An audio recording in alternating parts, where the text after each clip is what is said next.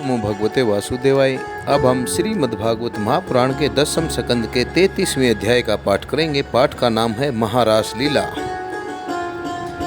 जिसमें हम जानेंगे सुखदेव जी के और परीक्षित महाराज जी के प्रश्न, जिसमें राजा परीक्षित पूछते हैं कि हे सुखदेव मुनि, जो धर्म और मर्यादा तथा समाज के अनुकूल नहीं है, भगवान श्री कृष्ण सभी के आराध्य हैं, फिर भी उन्होंने धर्म के विपरीत पर स्त्रियों का स्पर्श कैसे किया।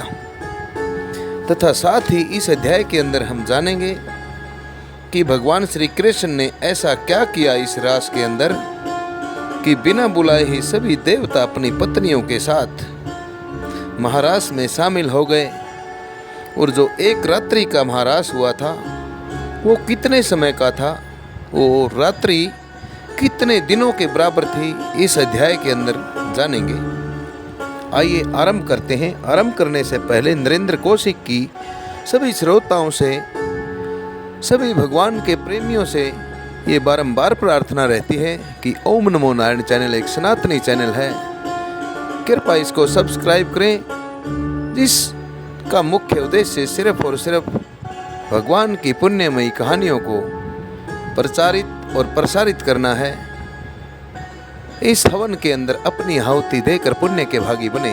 आइए आरंभ करते हैं। महाराज सुखदेव जी कहते हैं कि राजा परीक्षित, गोपियां भगवान की इस प्रकार प्रेम भरी मधुर वाणी सुनकर जो कुछ विरह जन्य ताप से था, अर्थात वो भगवान श्री कृष्ण जी के दूर होने के बाद उनकी जो तड़प थी जुदाई की, उससे भी वो मुक्त हो गई और सौंदर्य माधुर्य निधि प्राण प्यारे के अंग संग सफल मनोरथ हो गई, उनकी इच्छाएं पूरी हो गई। भगवान श्री कृष्ण की प्रेयसी और सेविका गोपियां एक दूसरे की बाह में बाह डाले खड़ी थी। उन स्त्री रत्नों के साथ यमुना जी के बालू रेत पर भगवान ने अपनी रासमयी रास क्रीड़ा शुरू की। संपूर्ण योगों के स्वामी भगवान श्री कृष्ण दो दो गोपियों के बीच में प्रकट हो गए और उनके गले में अपना हाथ डाल दिया। इस प्रकार एक गोपी और एक श्री कृष्ण, यही क्रम था। सभी गोपियां ऐसा अनुभव करती थी कि हमारे प्यारे तो हमारे पास ही हैं। इस प्रकार सहस्र सहस्र गोपियों के, अर्थात बहुत सारी गोपियों से शोभायमान सुंदर लगते हुए भगवान श्री कृष्ण का दिव्य रास उत्सव प्रारंभ हुआ। उस समय आकाश में सत सत विमानों की भीड़, अर्थात सैकड़ों विमानों की भीड़ लग गई। सभी देवता अपनी अपनी पत्नियों के साथ वहां पर आ पहुँचे। रास उत्सव के दर्शन की इच्छा से, उत्सुकता से उनका मन अपने वश में नहीं रह गया था। स्वर्ग की दिव्य दुदुम्बियां, नगाड़े अपने आप बजने लगे, स्वर्गीय फूलों की वर्षा होने लगी। गंधर्वगण अपनी अपनी पत्नियों के साथ भगवान के निर्मल यश का गान करने लगे। रास मंडल में सभी गोपियां अपने प्रियतम श्याम सुंदर के साथ नृत्य करने लगी। उनकी कलाइयों के कंगन, पैरों की पाजेब और करघनी के छोटे छोटे घुंघरू एक साथ बज उठे। असंख्य गोपियां थी, इसलिए यह मधुर ध्वनि भी बड़ी ही जोर की हो रही थी। यमुना जी की रमण रेती पर ब्रज सुंदरियों के बीच में भगवान कृष्ण की बड़ी अनोखी शोभा हुई। ऐसा जान पड़ता था मानो अगणित पीली पीली दमकती हुई सोने जैसी मणियों के बीच में ज्योतिर्मयी नीलमणि चमक रही हो।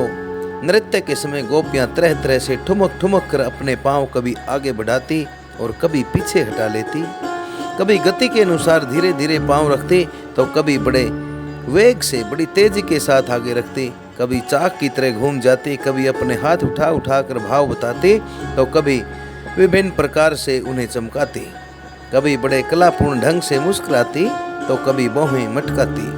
नाचते नाचते उनकी पतली कमर ऐसी लचक जाती थी मानो टूट गई हो। झुकने, बैठने, उठने और चलने की फुर्ती से उनके स्तन हिल रहे थे, अर्थात छाती हिल रही थी तथा वस्त्र उड़े जा रहे थे। कानों के कुंडल हिल हिल कर गालों पर आ जाते थे। नाचने के परिश्रम से उनके मुंह पर पसीने की बूंदें झलकने लगी थी। केसों की चोटियां, अर्थात बालों की चोटियां कुछ ढीली पड़ गई थी। आंखों की पुतलियां खुली जा रही थी। इस प्रकार नटवर भगवान कृष्ण की प्रेम प्रेयसी गोपियां उनके साथ गा गा कर नाच रही थी। परीक्षित उस समय ऐसा जान पड़ता था मानो बहुत से श्री कृष्ण तो सांवले सांवले बादलों के समान हैं और उनके बीचों बीच में चमकती हुई सारी गोपियां बिजली के समान हैं। उनकी सुंदरता असीम थी, अनंत थी। गोपियों का जीवन भगवान की रति है, प्रेम है। वे श्री कृष्ण से सटक कर नाचते नाचते ऊंचे स्वर से मधुर गान कर रही थी। श्री कृष्ण का संस्पर्श पाकर और भी आनंद मग्न हो रही थी। उनके रास रागिनियों से पूर्ण गान से यह सारा जगत अब भी गूंज रहा है। कोई गोपी भगवान के साथ उनके स्वर में स्वर मिलाकर गा रही थी। वह श्री कृष्ण स्वर की अपेक्षा और भी ऊंचे स्वर से राग लापने लगी। उसके विलक्षण और उत्तम स्वर को सुनकर वे बहुत ही प्रसन्न हुए और वाह वाह करके उसकी प्रशंसा करने लगे। उसी राग को एक दूसरी सखी ने ध्रुपद में गाया, अर्थात भक्ति रूपी तान लगाकर गाया। उसका भी भगवान ने बहुत सम्मान किया। एक गोपी नृत्य करते करते थक गई। उसकी कलाइयों से कंगन और चोटियों से बेला के फूल गिरने लगे। तब उसने अपनी बगल में ही खड़े मुरली मनोहर श्री कृष्ण के कंधे पर अपनी बाह से कसकर पकड़ लिया। भगवान श्री कृष्ण ने अपना एक हाथ दूसरी गोपी के कंधे पर रख रखा था। वह स्वभाव से तो कमल के समान सुगंध से युक्त था ही, उस पर बड़ा सुगंधित चंदन का लेप भी था। उसकी सुगंध से वह गोपी खिल उठी, उसका रोम रोम खिल उठा। उसने झट से उसे चूम लिया। एक गोपी नृत्य कर रही थी। नाचने के कारण उसके कुंडल हिल रहे थे। उनकी शोभा से उनके कपोल और भी चमक रहे थे, अर्थात उनके गालों की लालिमा और भी चमक रही थी। उसने अपने गालों को भगवान श्री कृष्ण के गालों से हटा दिया और भगवान ने उसके मुंह में अपना चबाया हुआ पान दे दिया। कोई गोपी पायल और करघनी के घुंघरुओं को झनकारती हुई नाच और गा रही थी। वह जब बहुत थक गई तब उसने अपने बगल में ही खड़े भगवान के शीतल हाथ को अपने दोनों सतनों पर रख लिया। परीक्षित, गोपियों का सौभाग्य लक्ष्मी जी से भी बढ़कर है। लक्ष्मी जी के परम प्रियतम भगवान श्री कृष्ण को अपने परम प्रियतम के रूप में पाकर गोपियां गान करती हुई उनके साथ विहार करने लगी। भगवान श्री कृष्ण ने उनके गलों को अपने भुजपास में बांध लिया था। उस समय गोपियों की बड़ी अपूर्व शोभा थी। उनके कानों में कमल के कुंडल शोभायमान थे, सुंदर लग रहे थे। घुंघराली अलकें गालों पर लटक रही थी। पसीने की बूंदें छनकने से उनके मुख की छटा निराली सी हो गई थी। वे रास मंडल में भगवान श्री कृष्ण के साथ नृत्य कर रही थी। उनके कंगन और पाजेबों के बाजे बज रहे थे। भंवरे उनके ताल सुर में अपना सुर मिलाकर गा रहे थे और उनके जोड़ों तथा चोटियों में गुंदे हुए फूल गिरते जा रहे थे।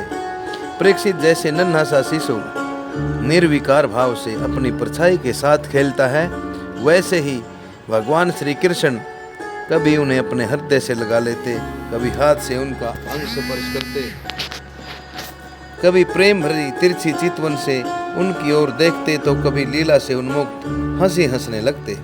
इस प्रकार उन्होंने वृद्ध सुंदरियों के साथ क्रीड़ा की, विहार किया। परीक्षित, भगवान के अंगों का संस्पर्श प्राप्त करके गोपियों की इंद्रियां प्रेम और आनंद से विह्वल हो उठी, भर गई। उनके केश निखर गए, फूलों के हार टूट गए और गहने अस्त व्यस्त हो गए। वे अपने केश, वस्त्र और चोली को भी पूर्णतः संभालने में असमर्थ हो गए। भगवान श्री कृष्ण की यह रास क्रीड़ा देखकर स्वर्ग की देवनाएं भी मिलने की कामना से मोहित हो गई और समस्त तारों और ग्रहों के साथ चंद्रमा चकित विस्मित हो गई।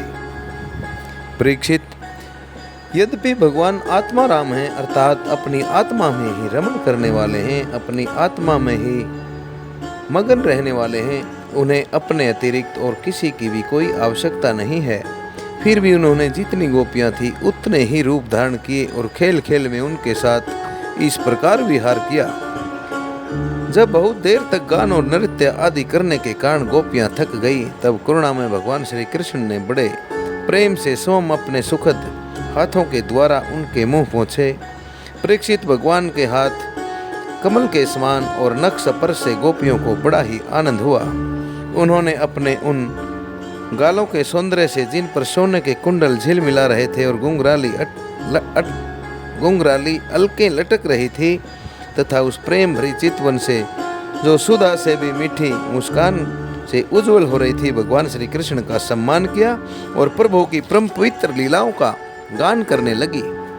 इसके बाद जैसे थका हुआ हाथी किनारों को तोड़ता हुआ हथिनियों के साथ जल में घुसकर क्रीड़ा करता है, वैसे ही लोक और वेद की मर्यादा का अतिक्रमण करने वाले भगवान ने अपनी थकान दूर करने के लिए गोपियों के साथ जल क्रीड़ा करने के उद्देश्य से यमुना के जल में प्रवेश कर लिया। उस समय भगवान की वर्णमाला गोपियों के अंग की रगड़ से कुछ कुचल सी गई थी और उनके वक्षस्थल की केसर से वह रंग भी गई थी। उसके चारों ओर गुनगुनाते हुए भंवरे उनके पीछे पीछे इस प्रकार चल रहे थे मानो गंधर्वराज उनकी कृति का गान करते हुए पीछे पीछे चल रहे हों।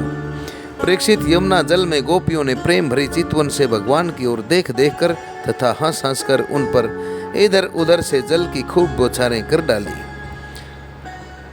जल को उलीच उलीच कर उन्होंने उन्हें खूब नहलाया। विमानों पर चढ़े हुए देवता फूलों की वर्षा करके उनकी प्रार्थना करने लगे, स्तुति करने लगे। इस प्रकार यमुना जल में स्वयं भगवान श्री कृष्ण ने हाथी के समान जल विहार किया। उसके बाद भगवान श्री कृष्ण व्रज युवतियों और भंवरों की भीड़ से घिरे हुए यमुना तट के बगीचे में गए। वह बड़ा ही रमणीय था, देखने वाला था। उसके चारों ओर जल और सथल में बड़ी सुंदर सुगंध वाले फूल खिले हुए थे। उनकी खुशबू लेकर मंद मंद वायु चल रही थी। उसमें भगवान इस प्रकार घूमने लगे जैसे मदमस्त हाथी हथनियों के झुंड के साथ घूम रहा हो। परीक्षित, सर्दी की वह रात्रि जिसके रूप में अनेक रात्रियां पूंजीभूत हो गई थी, अर्थात बहुत सारी रात्रियां उसके अंदर मिल गई थी, बहुत ही सुंदर थी। चारों ओर चंद्रमा की बड़ी सुंदर चांदनी छिटक रही थी। शरद ऋतु की जिन रस सामग्रियों का वर्णन मिलता है उन सभी से वह युक्त थी। उसमें भगवान श्री कृष्ण ने अपनी प्रेयसी अपने प्रेमी गोपियों के साथ यमुना के तट यमुना जी और उनके बगीचे में विहार किया। यह बात याद रखनी चाहिए कि भगवान सत्य संकल्प हैं। यह सब उनके अटल संकल्प की ही अटल लीला है और उन्होंने इस लीला में काम भाव को, उसकी चेष्टाओं को तथा उसकी क्रिया को सदा अपने अधीन कर रखा था, उन्हें अपने आप में ही कैद कर रखा था। राजा परीक्षित ने पूछा, भगवान श्री कृष्ण सारे जगत के एकमात्र स्वामी हैं। उन्होंने अपने अंश श्री बलराम जी के साथ पूर्ण रूप से अवतार भी ग्रहण किया था। उनके अवतार का उद्देश्य ही यह था कि धर्म की स्थापना हो और अधर्म का विनाश हो। ब्राह्मण वे धर्म मर्यादा के बनाने वाले, उपदेश करने वाले और रक्षक थे। फिर उन्होंने स्वयं धर्म के विपरीत प्राय स्त्रियों का स्पर्श कैसे किया। मैं मानता हूँ कि भगवान श्री कृष्ण हर तरह के काम से परिपूर्ण थे। उन्हें किसी भी वस्तु की कोई इच्छा नहीं थी, फिर भी उन्होंने किस उद्देश्य से यह निंदनीय, यह अपराध किस्म का कर्म किया। परम ब्रह्मचारी है मुनीश्वर, आप कृपा करके मेरा यह संदेह मिटाइए। सुखदेव मुनि जी कहते हैं, सूर्य अग्नि आदि ईश्वर कभी कभी धर्म का उल्लंघन और साहस का काम करते हुए देखे जाते हैं, परंतु उन कामों से उन तेजस्वी पुरुषों को कोई दोष नहीं होता। देखो, अग्नि सब कुछ खा जाता है परंतु उन पदार्थों के दोष में लिप्त नहीं होता। जिन लोगों में ऐसी सामर्थ्य नहीं है उन्हें मन से भी वैसी बात कभी नहीं सोचनी चाहिए। शरीर से करना तो दूर रहा, यदि मूर्खतावश कोई ऐसा काम कर बैठे तो उसका विनाश हो जाता है। भगवान शंकर ने कालकूट विष को, जहर को पिया था, दूसरा कोई पिए तो वह जलकर भस्म हो जाएगा। इसलिए इस प्रकार के जो शंकर आदि ईश्वर हैं, अपने अधिकार के अनुसार उनके वचन को ही सत्य मानना और उसी के अनुसार आचरण करना चाहिए। उनके आचरण का अनुकरण तो कहीं कहीं ही किया जाता है। इसलिए बुद्धिमान पुरुषों को चाहिए कि उनका जो आचरण उनके उपदेश के अनुकूल हो उसी को जीवन में उतारें। परीक्षित, सामर्थ्यवान पुरुष अहंकारहीन होते हैं, अर्थात जो पुरुष सामर्थ्य रखते हैं वो अहंकारहीन होते हैं। शुभ कर्म करने में उनका कोई सांसारिक स्वार्थ तो होता नहीं और अशुभ कर्म करने में उनका कोई नुकसान भी नहीं होता। वे स्वार्थ से और अनर्थ से ऊपर उठे हुए होते हैं। वे निष्काम होते हैं। जब उन्हीं के संबंध में ऐसी बात है, तब तो पशु पक्षी और मनुष्य देवता आदि समस्त चराचर जीवों के एकमात्र प्रभु सर्वेश्वर भगवान हैं। उनके साथ मानवीय शुभ और अशुभ का संबंध कैसे जोड़ा जा सकता है? कहने का भाव यह है कि मानव के जो कर्म शुभ होते हैं और अशुभ होते हैं, वो भगवान पर लागू नहीं होते, क्योंकि संपूर्ण माया उन्हीं की रची हुई है। जिनके शरण रूपी कमलों के धूल का सेवन करके भक्त जन तृप्त हो जाते हैं, जिनके साथ योग प्राप्त करके उसके प्रभाव से बड़े बड़े योगी अपने सारे कर्म बंधनों को काट डालते हैं, और विचारशील ज्ञानी व्यक्ति जिनके तत्व का विचार करके तत्व के समान हो जाते हैं, तत्व जैसे ही हो जाते हैं, और समस्त कर्म बंधनों से मुक्त होकर स्वच्छंद विचरते हैं, समस्त कर्म बंधनों से मुक्त होकर स्वतंत्रता पूर्वक घूमते हैं, वे ही भगवान अपने भक्तों की इच्छा से अपना शुद्ध ज्ञान का प्राकट्य प्रकट करते हैं। तब भला उसमें क्रम बंधन की कल्पना ही कैसे हो सकती है? गोपियों के, उनके पतियों के और संपूर्ण शरीरधारियों के अंतःकरणों में जो आत्मा रूप से विराजमान रहते हैं, वो सबके साक्षी और परमपति हैं। वही तो अपना दिव्य अटल प्राकट्य प्रकट करके यह लीला कर रहे हैं। भगवान जीवों पर कृपा करने के लिए ही अपने को मनुष्य रूप में प्रकट करते हैं और ऐसी लीलाएं करते हैं जिन्हें सुनकर जीव भगवत प्राण हो जाएं, भगवान के अर्पण हो जाएं। व्रजवासी गोपों ने भगवान श्री कृष्ण में तनिक भी कोई दोष बुद्धि नहीं की, उनके अंदर कोई दोष नहीं देखा। वे उनकी योग माया से मोहित होकर ऐसा समझ रहे थे कि हमारी पत्नियां हमारे पास ही हैं। ब्रह्मा की रात्रि के बराबर वह रात्रि बीत गई, अर्थात जो एक रात महारास की लीला चली, वह आम मनुष्य की करीब 4 करोड़ 32 लाख सौर वर्ष के समान थी। इतनी रात्रि एक मनुष्य की उसके अंदर थी, अर्थात ब्रह्मा जी का एक चतुर्युग। यद्यपि गोपियों की इच्छा अपने घर लौटने की नहीं थी, फिर भी भगवान श्री कृष्ण की आज्ञा से वे अपने अपने घर चली गई, क्योंकि वे प्रत्येक चेष्टा में अपने संकल्प से केवल भगवान को ही प्रसन्न करना चाहती थी।